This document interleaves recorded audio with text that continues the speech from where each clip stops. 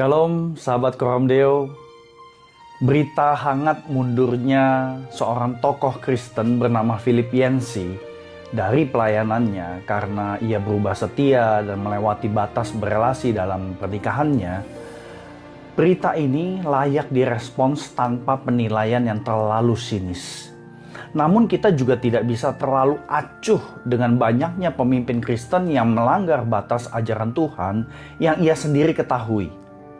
Kejatuhan, pelanggaran, dan dosa di kalangan pemimpin Kristen bukan hanya urusan ketidaksetiaan dalam pernikahan, tetapi termasuk juga kasus pedofilia, penggelapan persembahan, pertikaian sampai ke pengadilan, dan lain sebagainya.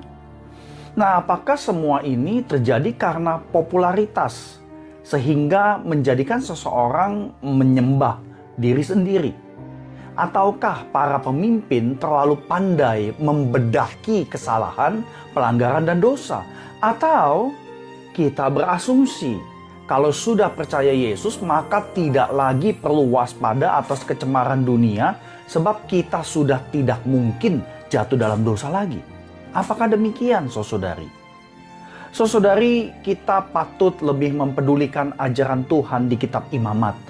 Inilah snapshot ibadah Kristen menurut kitab Imamat yang patut dipertimbangkan dengan serius.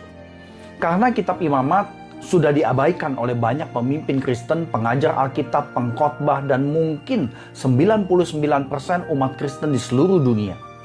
Imamat diabaikan bisa jadi karena ritual-ritual di dalamnya dianggap tidak lagi aplikatif. Padahal kitab Imamat dengan jelas mengajarkan dimensi dosa.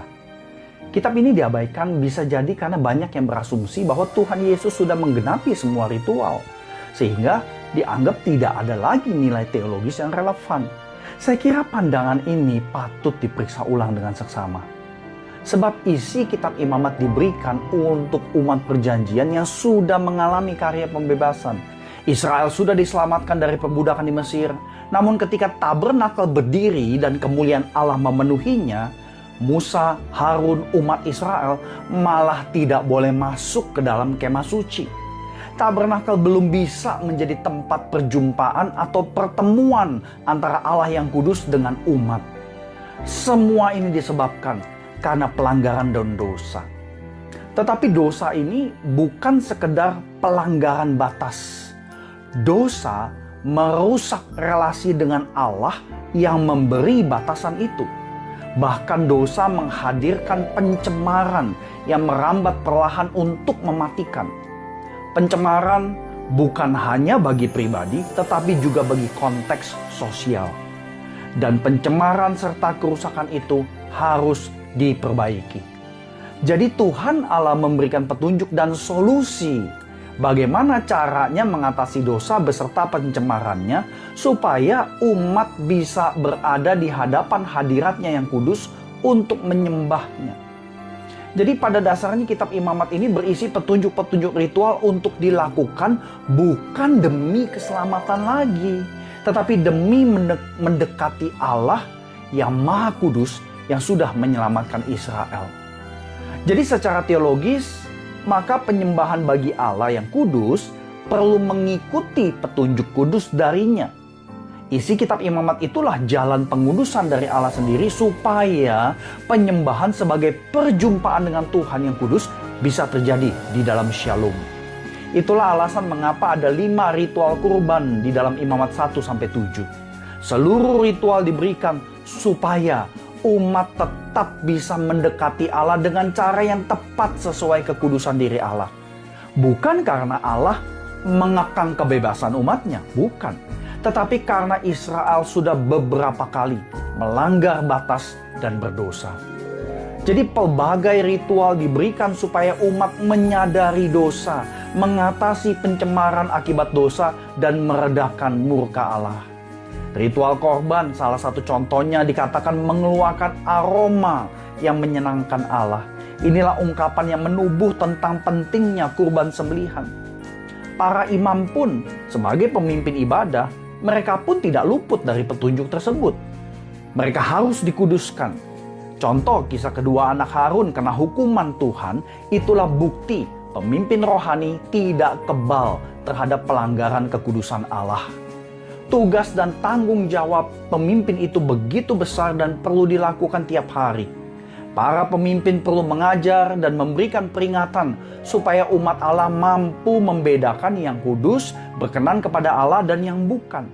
Jadi petunjuk-petunjuk ritual di imamat bersifat preventif juga, saudari. Sebagai umat Kristen, pemimpin ibadah, pelayan khususnya, kita perlu membaca, mempelajari isi hati Tuhan yang memberikan petunjuk seperti dalam kitab imamat ini. Teologi di balik isi imamat tetap aplikatif bagi kita. Sebab makna imamat terkait langsung dengan aspek mendekati Allah dalam kekudusan. Kita tidak bisa sembrono dan sembarangan mendekati Allah sebab kekudusannya tidak jadi berkurang akibat Yesus sudah genapi semua ajaran di imamat. Pembasuhan pemurnian menjadi tujuan utama dari ritual-ritual yang Tuhan berikan sebagai petunjuk kehidupan.